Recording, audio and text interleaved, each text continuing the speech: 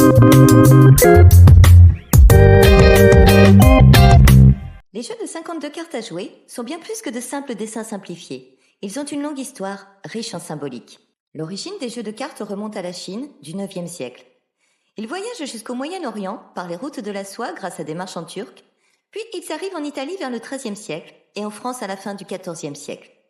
Les premières cartes étaient des dominos imprimés sur du papier, de l'os ou du bois. À partir du XIVe siècle, les jeux comportent déjà 52 cartes, divisées en 4 enseignes, celles-ci variant d'un pays à l'autre. En Italie et en Espagne, les enseignes étaient appelées épée, coupe, denier et bâton, alors qu'en Allemagne, on trouvait les verts, les rouges, les grelots et les glands. En France, les trèfles, carreaux, piques et cœurs apparaissent au XVe siècle et vont remplacer peu à peu les autres motifs européens qui se répandront ensuite rapidement grâce au progrès de l'imprimerie.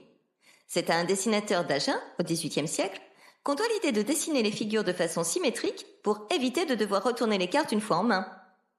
Vers 1800, le verso des cartes jusque-là blanc commence à être imprimé avec des dessins abstraits ou de la publicité.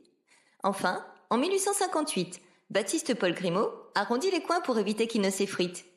Les jeux de cartes ont désormais trouvé la forme qu'on leur connaît aujourd'hui. Les cartes à jouer sont riches en symbolisme. Elles font office de calendrier agricole. Les 2 couleurs, rouge et noir, symbolisent le solstice d'été et celui d'hiver. Les 4 enseignes, cœur, carreau, pique et trèfle, représentent les 4 saisons, avec 13 cartes chacune, correspondant aux 13 semaines par saison ou lunaison. Les 12 figures, 4 rois, 4 dames et 4 valets, symbolisent les 12 mois de l'année.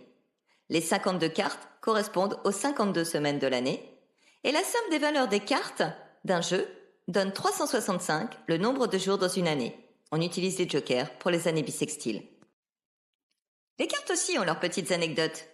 À Las Vegas, par exemple, les cartes des casinos sont utilisées seulement 12 heures avant d'être jetées ou vendues pour éviter que des marques distinctives ne donnent un avantage injuste aux joueurs.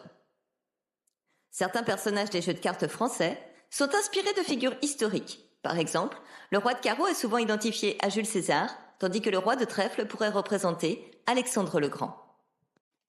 On utilise aussi les jeux de cartes dans l'ésotérisme.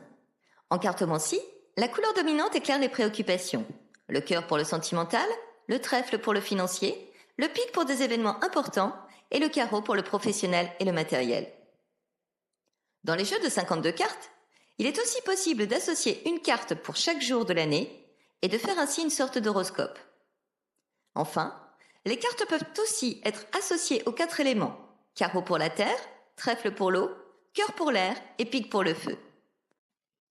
Les jeux de 52 cartes sont donc bien plus qu'un outil de divertissement.